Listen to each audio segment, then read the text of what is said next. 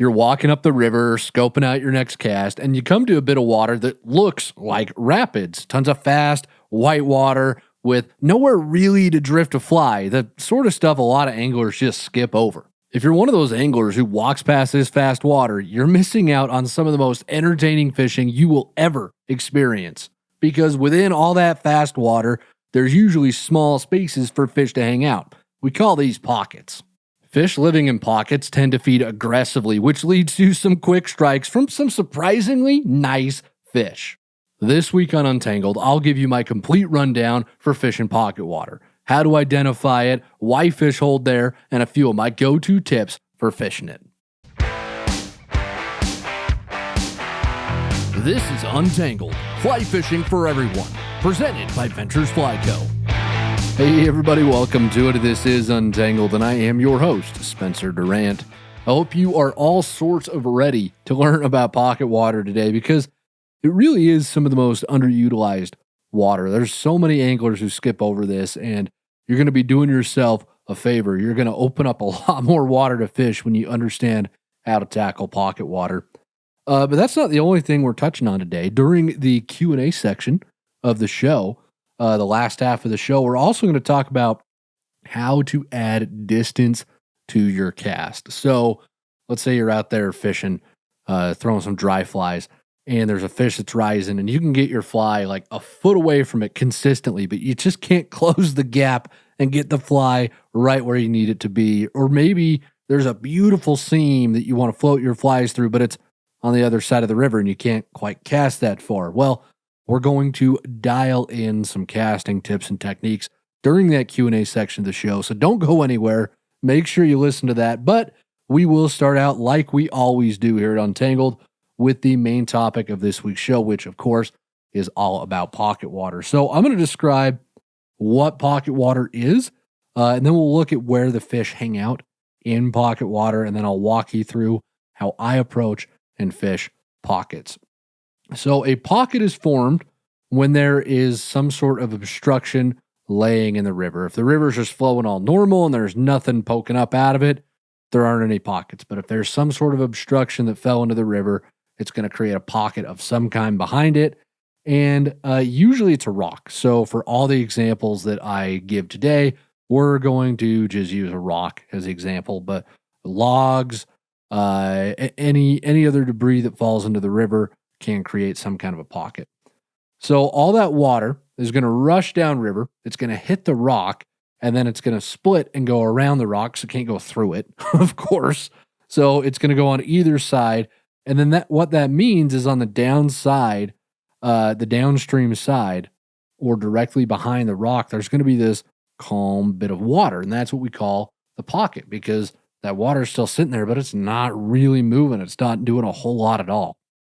Then, since we've got fast water that comes off either side of the rock and calm water immediately behind the rock, we've got two seams. Now, seams are just where fast and slow water meet, if you don't know what that is. But you've got two seams that come off this rock because, again, rock, slow water immediately behind it, but then all that water's got to move around it. So you've got these two fast bits of water moving by it on either side, creating two big seams right there.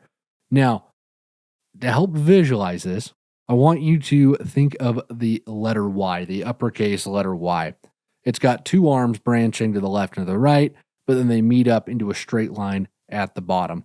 Well, that's exactly how the seams work in a pocket. Okay, you've got one on the left, you've got one on the right, and they come around that rock, and they kind of spread out for a minute, the two arms of the Y, and then they join back up at the bottom of the Y into this straight line of water that will be moving a little bit quicker, but it's not moving as fast as all the other water around it because, again, it's hit that rock, it's slowed down, it's got to go around the rock in those two seams, it meets up at the bottom of that Y, and it's just moving a little bit slower than all the other water around it at this point.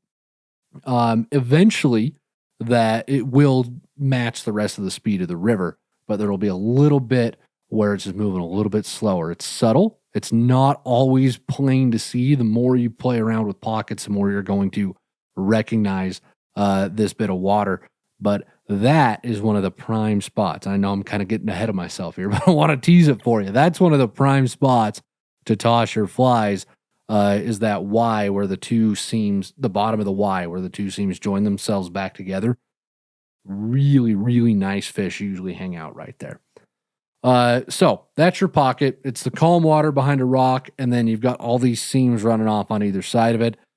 Where exactly the fish going to hang out? Where do you cast? Okay. Well, your first instinct, and this is what I did when I fished pocket water for the first time, is I threw immediately into the calm water behind the rock because you think, oh, that water's not moving a million miles an hour. The fish can actually take a breath for a minute and hang out there. And yeah, that's not a bad spot to throw your flies to start off. But often the issue with that is the water's barely moving in that pocket. It's really almost like a pool, almost a mini pool. Or in some cases, the water in the pocket's very shallow and very clear. So it's just not a great spot for fish to hang out. Because fish don't want to work too hard for their meals. Okay, they're just like me. They want to be fat, happy, and lazy. If they can hit those three things, man, that's the best. That fish is happier than it's ever going to be in its life. It can be fat, happy, and lazy all at the same time. So they don't want to work too much for their food, but at the same time, they've also got to hang out where there's some food, okay, because they don't want to go hunting for it. So they tend to hang out in the seams more so than that calm pocket because not a lot of food gets pushed into that calm pocket. It's not the easiest place for them to eat consistently, so they will tend to hang out in the seams. Now, the caveat, because there is never 100%, you'll never catch a fish in the calm pocket. I would never tell you that because there's no absolutes in fly fishing, and I've caught some nice fish out of the pockets directly behind a rock. Okay. But if that pocket is deep or it's got a little bit of movement to it, there's a little bit of current moving through that pocket, then there's a much higher chance a fish is going to be hanging out in that spot. And sometimes you will get surprised and you'll just pull a nice fish right out of that pocket. Years ago, the first little bit of pocket water I can clearly remember fishing, I think I was, 14, 15. I wasn't that old. And we found this big rock and there's a huge pool behind it. There were a bunch of cutthroat in it.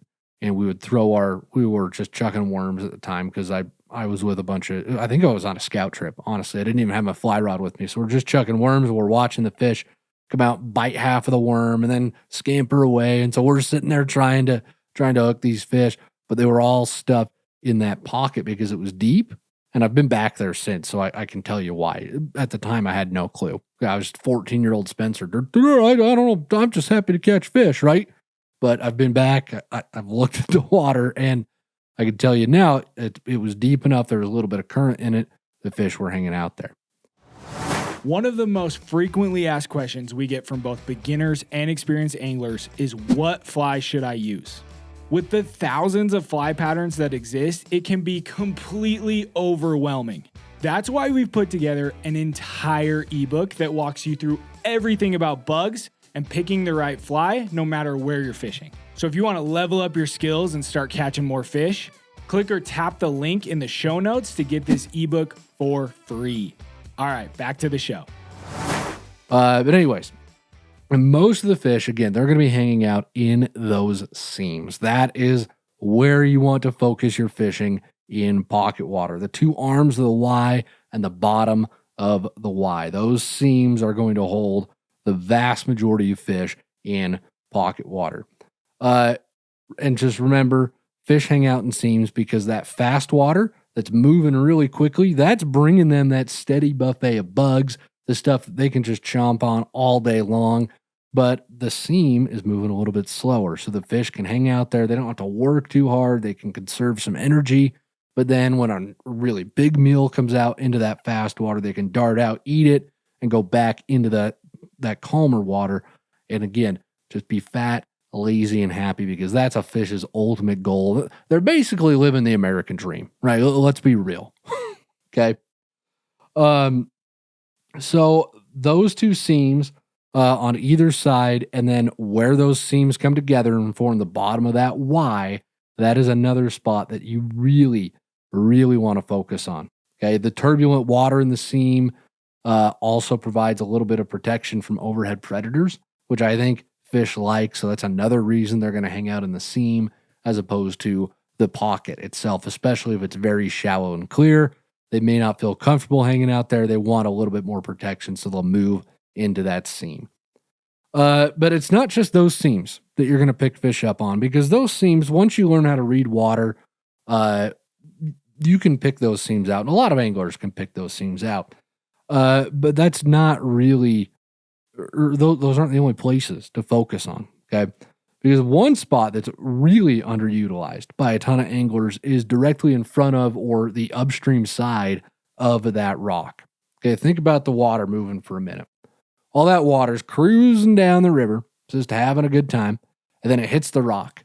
And it hits that rock with a good amount of force, and then it has to split and move off to either side. Well, there's a whole bunch of friction that's happening at that point, and we know friction slows things down. So you've got all this water crushing, it hits that rock, causes a lot of friction, and on the upstream side of that rock, there's actually going to be a little pocket. It's very small, but a little pocket of calm water where the fish, again, they can hang out. They don't really have to work too hard because the food's literally just being thrown at them. It's kind of my dream, right? You just sit there and have people just chuck food right in your mouth. It's like when you go to the teppanyaki grills, the Japanese steakhouses, and at the end, they chop the shrimp up and toss them into your mouth for you. That's exactly what it's like being on the upstream side of the rock for the fish. They just open their mouths and get it, and they're probably a whole lot better at catching shrimp in their mouth than I am. Okay. And just to reiterate that, a few weeks ago, Alex and I, we were out fishing and filming some stuff for you guys, and we got up to this one nice run in the river, and there's this nice big rock, nice pocket behind it, nice seams, and I'm fishing the seams, and I didn't pick anything up in the seams. I even fished the pocket because it was deep. Didn't pick anything up there either. But on the upstream side of that rock, there was this brown trout that still kind of haunts me because it was probably close to 2 feet long. And this might surprise some of y'all. I have never caught a 24-inch brown trout on a fly rod. I got to add that caveat. I caught a 28-incher out of Lake Ontario, I believe, on spinning gear, but that doesn't count. I've got a whole bunch of 23-inch brown trout, never broken the 2-foot mark on a brownie. And this looked like my opportunity to break the 2-foot mark on a brownie. He's sitting there in front of the rock, and he's eating like 6 inches below the surface. He's eating emergers, and I think, man, this is going to be easy. I've got this dialed. And I throw some casts, and like a half hour later, I've gone through my entire fly box, and I just did not have anything close to what he wanted. So I kind of had to admit defeat and walk away. But even though we couldn't catch him, again, that reiterates the point that nice fish will hold in front of those big rocks. Okay. And then speaking of the rock itself, you can also pick up fish directly on either side of the rock. You don't have to wait until the water comes around the rock and really develops into an easily identifiable seam. You can drop, again, think of all the friction. Okay, there's going to be calm water directly next to the rock. You can drop a nymph rig right there and get fish that are hanging almost direct, like almost touching the rock. Sometimes they'll be that close to it. They're just hanging right onto it. So that can be a great way to pick up some extra fish. And then I just want to reiterate one more time one part of the pocket that I talked about because it's very important. And it's that Y that's formed with the 2 seams coming off the rock. They come back, they form the tail or the bottom of the Y. Okay, that water in the tail of the Y is going to be a little bit slower because it hit that rock. That rock caused a whole bunch of friction, slows the water down. Now, eventually the water is going to speed back up, but where it's still just a little bit slower than all the water that's around it, there will be nice fish holding there. In my experience, some of the best fish I've caught in pockets have come from that Y, from the tail of the Y, as it's almost catching up to the rest of the speed of the river, but not quite, because it's just a subtle enough seam. It's just a subtle enough little variation in the current speed, the big fish will kind of stake their claim there and say, no, this is a great place to eat. Okay, it's like they got first right to the buffet. They're going to kick everybody else out. They're going to park there. So do not overlook that part of the pocket. Okay. So you'll find fish mostly in the seams, sometimes in the actual pocket. It's always worth fishing the upstream side of the rock and then either side of the rock as well. But how do you do it? What tactics, what techniques do you need to know to really dial this in and actually be successful with it? Well, when I'm out fishing pocket water, I'm almost always running a dry dropper rig.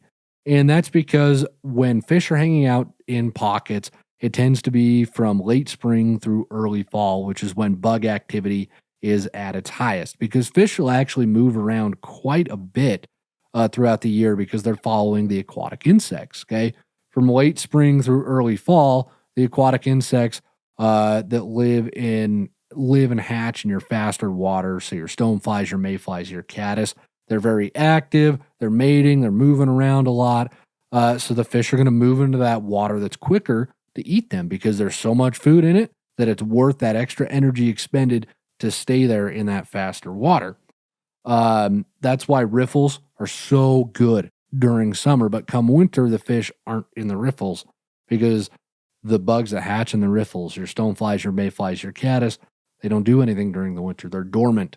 Okay, the fish move to the pools and the deep runs where it's slow and where they can eat the midges and all the other stuff that's in the river, and they don't have to spend as much energy for really not a whole lot of stuff to eat. Okay, and if you're interested in learning more about all these bug trends, we've got a year-round hatch chart that goes into detail about this. I'll link that in the show notes for you if you're interested, or I'll throw a QR code up here on the screen for those who are watching the video podcast as well. But that's why I'm fishing a dry dropper rig and why the fish are in these areas. Okay. And my dry dropper rig itself is a big dry fly up top with some sort of mayfly, caddis, or stonefly nymph as a dropper. It really just depends on the time of the year. Earlier in the year, it'll be mayflies. This is end of June, 1st of July. I'll probably have a stonefly nymph on. And then as we get later into the summer, I'll have mostly caddis nymphs on as my droppers. I like a chubby Chernobyl in a size 12 for one of my top flies. A size 12 or a 14 elk hair caddis is another great one to be on top, or those same sizes in an Adams. Those are all kind of my go-to. Humpies, Royal Wolves, anything like that. Any nice big bushy fly that'll support itself well. Those are great options for your dry and the dry dropper rig as you're moving through pocket water.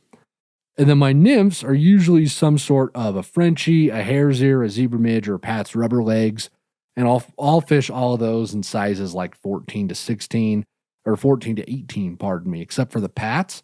I throw those in a size 12. I like them a little bit bigger, tie them heavy. I want them to drop and get right down to the bottom. I'll base my dropper length on the water depth. And in pockets, you really don't need too much. They don't tend to be super deep. I'll usually do about 18 inches if I'm fishing pocket water all day. That'll be my dropper length. But your rule of thumb is you want that dropper to be long enough to get down to the bottom third of the water column. And sometimes that means going a little bit longer with your tippet just to account for the fast water pulling your fly as it's drifting and sinking. So sometimes you need to go a little bit longer. Sometimes you go 24 inches instead of 18. You really just tailor that to the depth of the river that you're fishing.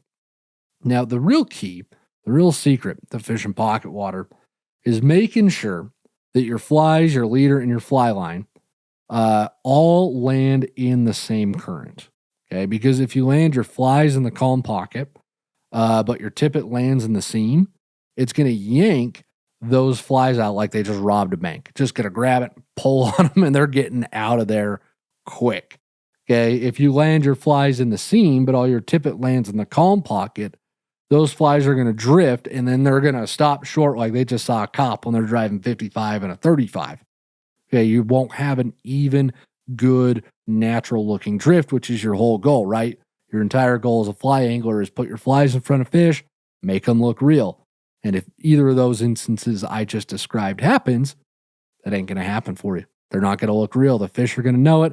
They're going to laugh at you. They're going to call you names. And you don't want to not only get skunked, but be called names by an animal with the brain the size of a strawberry. So make sure you land your entire rig in the same speed of current, because that's going to eliminate drag, which is just unnatural movement on your fly that tells fish that your flies are fake.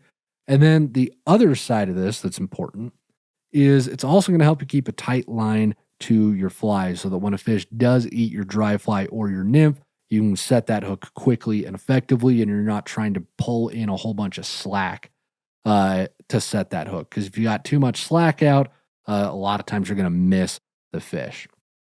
I also find it helpful to set up pretty close to the pocket. Pocket water fishing is very up close and personal. You're going to be, I don't want to say on top of the pockets because that sounds way too aggressive, but it's going to feel like you're on top of the fish sometimes. Because really you can just reach out and you can just high stick your bugs through the seams. And all high sticking is it means you cast maybe a foot of fly line out of the tip of your rod, and then it's just leader, flies, and tippet, and you make your cast, you drop your flies, then you lift everything off the water except a little bit of tippet and your flies, because then you're getting a very natural drift. You can just reach, and it's a very tight connection to those flies, so that when the fish takes your nymph or takes your dry fly, you can just do a nice, quick, firm hook set, and boom, you are in business. And this is why we get questions all the time, folks asking, oh, well, should I get this 7-foot rod for these small streams? Or what about this 6-foot rod? And I don't like small rods for small streams or even pocket water, to be honest, because I like the extra reach I get with that 9-foot rod to where I can just reach out and high stick so much. It is very difficult to high stick effectively with very short rods. Now, if you're fishing absolutely tiny water, then yeah, maybe you can get away with it, but I love a 9-foot rod for its versatility and how far I can reach with that thing. So I always have those on pocket water. I'll put a couple of drifts, a handful of drifts through each pocket before I move on, or each part of the pocket, pardon me. It really just depends on how I'm feeling. Okay, this is another question that folks ask all the time is, I've fished this hole. How do I know when to move on from it? Well, my response is always, have you put your flies in front of fish and have you made them look real? Okay. If you can get half a dozen drifts that you feel are great, that got your flies where they should be, that look natural, and the fish just don't want much of it, then yeah, it's a good time to move on, especially in pocket water. These fish, the water's moving quickly. They don't have a whole lot of time to judge your flies. So they're going to eat pretty aggressively, pretty quickly. So if you get, 10, 12 drifts in and they haven't eaten, in my experience, they probably won't. And you can just go ahead and move on. Now, some folks out there really like to sit and work the water. They want to get every nook and cranny with their flies. They want to make sure that every fish has seen their fly like a million times before they move on. And if that's you, I tip my hat to you. I don't have quite that level of patience, but that's a very effective way to fish. That's a very effective way to cover water. So if you want to just sit there and work it consistently for, 10, 15 minutes per pocket, then do it. Okay. I'm not here to tell you how to fish. I'm here to give you a framework that you can use to help it work best for your situations. Okay. So let me just make sure I did not miss anything here. Last thing to remember is that some pockets hold tons of fish and some don't. Okay. Because just like any other kind of water, sometimes the fish are just all over in there and sometimes they just aren't. So don't feel like you have to beat the water to death sometimes. You can move on pretty quickly through it. But when you do get into the big fish in the pocket water, it's really tough to beat the rush of a landing them. Okay, I'll give you 2 stories. A few years ago, I was out with my buddy, Green River Fly Fisher, on Instagram. And we were out fishing on the green in Utah, and we get to Mother-in-Law Rapids. And when the flows are right, there's a lot of pockets right next to the bank on Mother-in-Law. And if you go through the rapid, park your boat underneath it, you can walk up and you can just fish the banks. You can just fish all those pockets. And a lot of people don't. They're floating it from a boat. They don't really want to get out.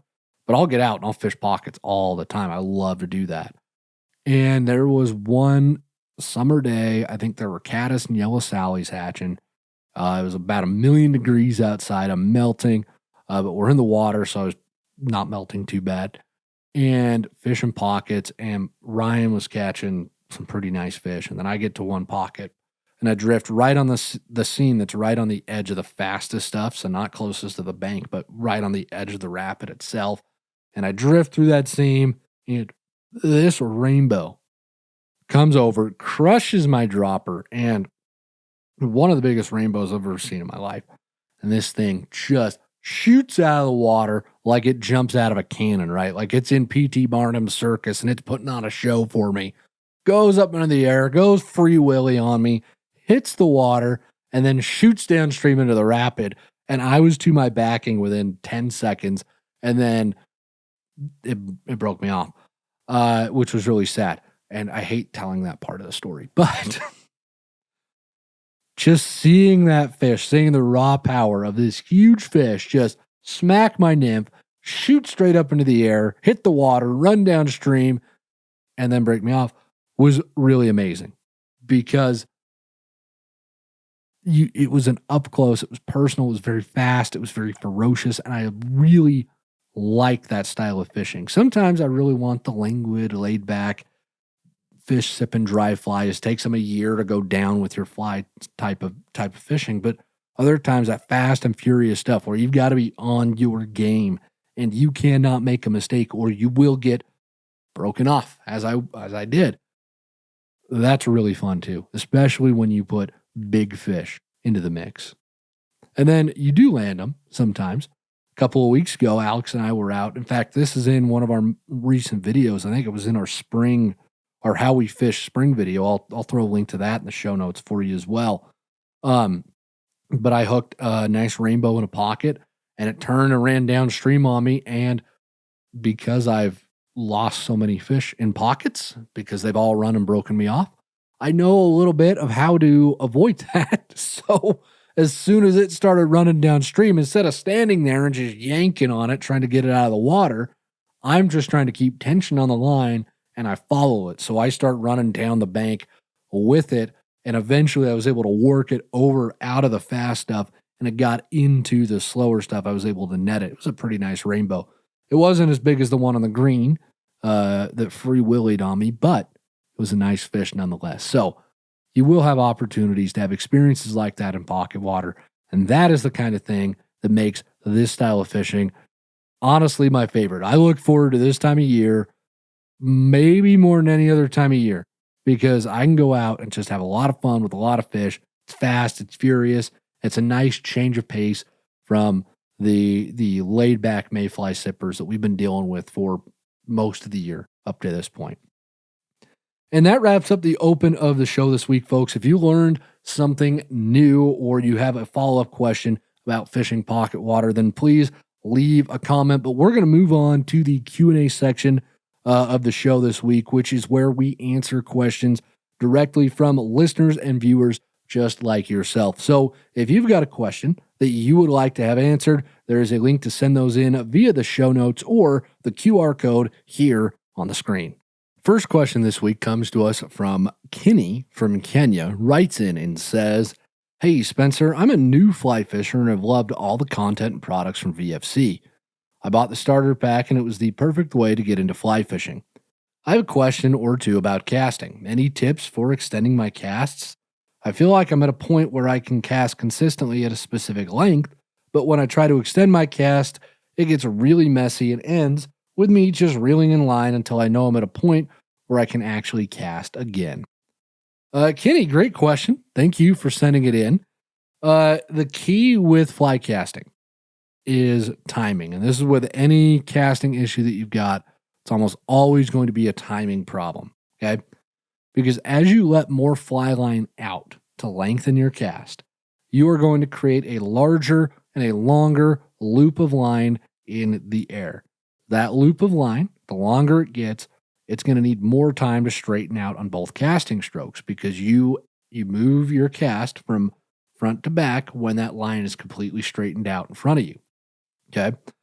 The loop of line needs a lot more time when it's larger to straighten out than a short loop of line does. Okay.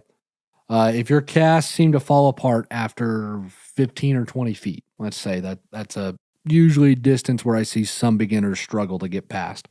It's usually because you're not waiting long enough for the line to straighten out both in front of and behind you. You have to let that line straighten out on both casts. You have to get your timing right. The solution is practice, okay? But it also pays to know how to practice. So, one thing I want you to do is to watch your fly line. There's nothing that says you can't watch that back cast as it goes past you. Just turn your head and watch it, okay? Watch that line straighten out behind you, then move the rod forward. Because as you watch it, you're going to start to make that connection between, oh, that's what it feels like. That's what my rod feels like when the line straightens out behind me. Because you'll feel it. You will feel when it's time to move the cast in your rod. That's why you see fly anglers who've been doing this for a while, they don't have to watch their cast because they can feel it all. They can feel the line straighten out. They feel the load come off. They move that rod forward. And then obviously when you move it forward, you can see it, but you can still feel it then as well. Okay. You will eventually get to that point where you can feel what your casting stroke is supposed to do and how it's acting just by feel alone. But that will take some practice. It's also important that you've got solid casting mechanics too, because if your casting mechanics aren't good, then you're going to struggle throwing at any kind of a cast. So you should be moving the rod quickly and then abruptly stopping it at about a 45-degree angle in front of and behind you during that cast. So you want a smooth acceleration and then an abrupt stop every time. So accelerate, stop, accelerate, stop, accelerate, stop. Okay, just a smooth movement, but with abrupt stops, because that fly rod will stop moving. If your fly rod is consistently moving, you will not get your cast to behave. The fly rod has to stop. It has to transfer that energy to the fly line, okay? If you always move the rod, if it's consistently moving, you will never get your cast to perform the way that they need to. You have to stop the rod on the forward cast and the back cast. The fly line doesn't stop moving, and that's what trips some people up is they think, oh, I've got to keep it moving. Yeah, you keep it moving, but the fly rod has to stop, okay? That rod stopping is what will help you feel the line as it unfurls and tell you when it's time to make your next casting stroke, okay? Your movements, again, need to be smooth, fluid, and simple. The fly rod's going to do all the work here for you. You shouldn't be wearing out your shoulder making these casts. Just move the rod fluidly, simply, and smoothly. Now, I know that's a lot easier said than done, and it's kind of tough to describe casting in a podcast, so we actually have a video on it that I'll go ahead and link for you. It goes into detail on how to fly cast, so you can see it instead of just hearing about it. There's a link in the show notes or here on the screen as well if you are watching the video podcast. And I hope that answers your question, Kenny. If you've got any more questions about casting, please feel free to follow up. Joe from London has our next question, writes in and says, if I am fishing on a small stream with lots of trees and shrubbery, but for spooky fish, should I use a long or a short leader? Which should I prioritize? Joe, you should bring your chainsaw along, battery powered, of course. We wouldn't want to muck up the air with 2-stroke exhaust, and just cut down all those shrubs, okay? No, on small streams with spooky fish, I really don't worry about my leader length. That's one of the last things I consider. What I am worried about is how my leader is going to present my flies to the fish. Okay. I'm rarely fishing anything smaller than 4X. I just don't really have a need for it. I'm often running 3X. I'll size down to 5X for a hatch sometimes if I absolutely have to, but I throw heavier line because it's more durable. Excuse me. The line's more durable. I lose fewer flies, and because it's heavier, I can get the fish in quicker, get them released quicker. That is a lot better for the fish. So there's a few reasons why I do it. It's much better to land those fish quickly. I mean, there was a time, you're talking to a guy here. I used to fish size 32 dry flies and 9X tippet regularly. Okay. Don't ask me why, because I still don't have a good answer for it, but I used to do it all the time. Since you didn't give me a whole ton of details about your small stream, other than that it's small and that it's brushy, I'm going to walk you through what I do in my streams and how I make sure my flies are being presented properly. Okay. So with this small brushy stream, I've usually just got a 9-foot 4X leader on. If I need to size down to a smaller fly, I'll tie some 5X on with a blood knot, and then I'll just go ahead and keep going. But what I'm going to do is I'm going to sneak as close as I can to the spot that I want to fish, and then I just make as short a cast as possible. Sometimes I'll only have like a foot of fly line out of the tip of my rod, and I'll mostly just be casting leader. That lands pretty stinking softly, so I don't have to worry about spooking the fish too much. And then I've got a nice, good drag-free drift because I only have a leader on the water. I don't have any fly line out there mucking it up. This is also when that high-sticking technique that I talked about earlier can really come into play, because if you can land your fly softly and then lift all of the line off of the water, it should help with those spooky fish. Again, I would just focus a lot less on the leader length and far more on positioning yourself to make a short, accurate cast that just lets the fly sort of dance on the water.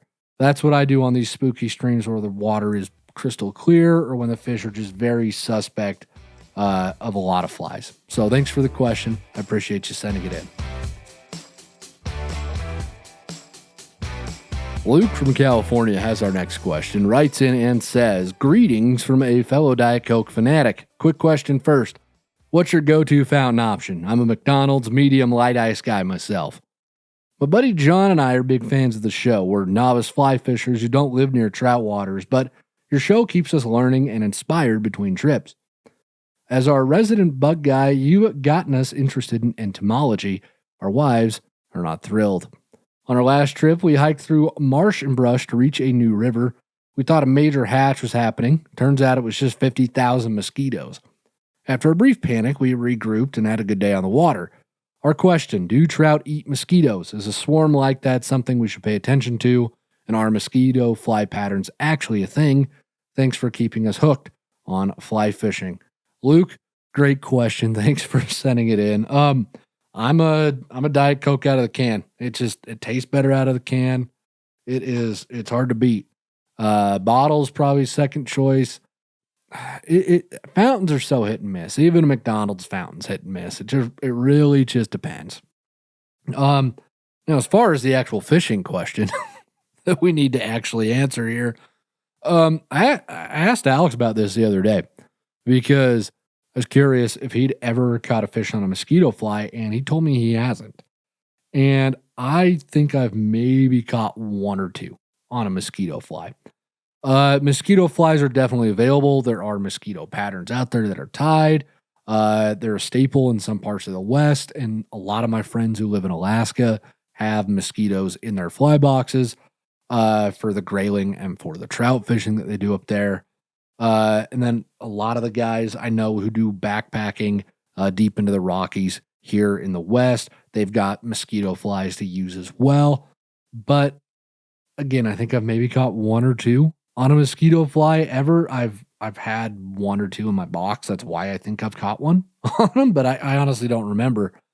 I've also personally never witnessed someone catch a fish on a mosquito fly. I've seen videos of people doing it, and I've had my buddies tell me, "Oh, I caught it on a mosquito," but I have never personally been there and watched it happen.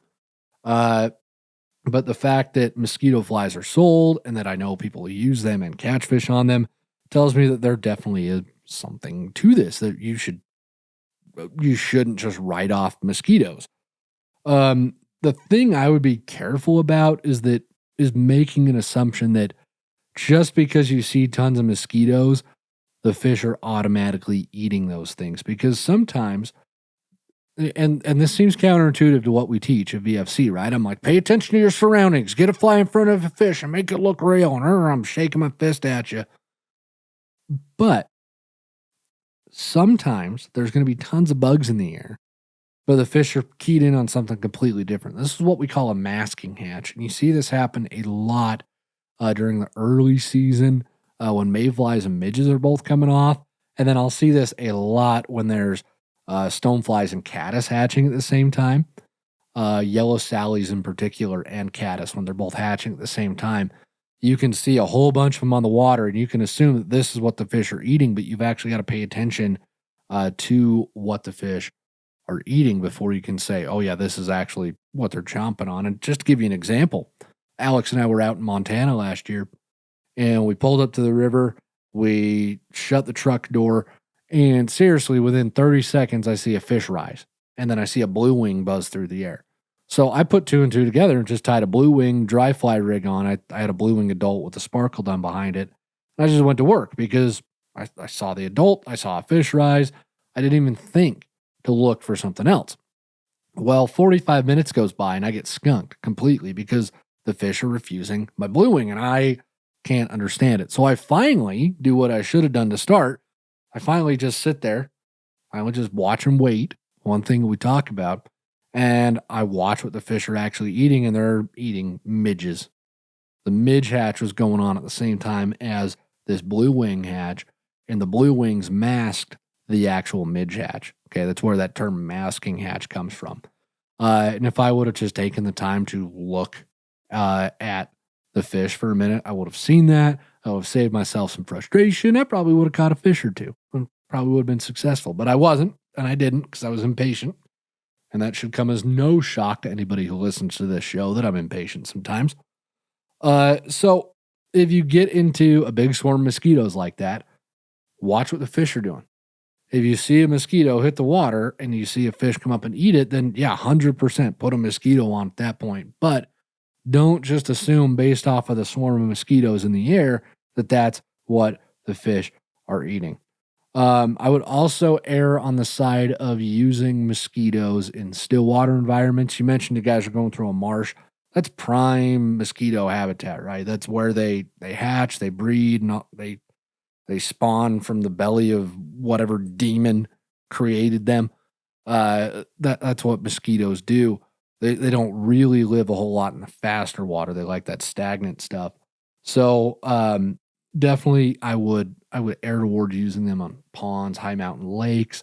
There's probably a lot of opportunity there, but they wouldn't be my first choice on a river. But again, if you see fish eating them, then yeah, 100% tie one on. So hopefully that helps. Luke, I appreciate your question. And with that, folks, we're going to move on to the Liver of Life moment of this week's show. Every week, we end the show by sharing a story from one of our listeners or viewers who's out there having a great time on the water, living real life. We love to hear and see about all of your adventures. So if you've got a live real life moment that you would like to share, you can go ahead and send those in. There's a link to do that in the show notes, or there's a QR code here on the screen for you to submit those as well. And this week's live real life moment comes to us from Connor. Aloha from Hawaii, Spencer, Alex, and the entire VFC crew. Let me start by saying I love what you guys do, and I have learned and continue to learn so much from you guys. Being born and raised in Hawaii, I don't get much time on the river, so most of my fly fishing is done in theory. I wanted to share with you the story of how I got hooked on this awful sport. How someone surrounded by ocean and surf now spends his days dreaming of rivers and trout. It started at the start of this summer on a road trip around Idaho with my girlfriend. Before we left, I bought a cheap 10-car rod starter kit. I thought it would be something fun to pass the time. But mostly the thought of catching and cooking a fish while camping tickled my inner caveman. Little did I know that this was the start of an obsession that would consume my life. I had zero experience and zero idea what I was doing, so Tenkara seemed like a good way to dip my toes in.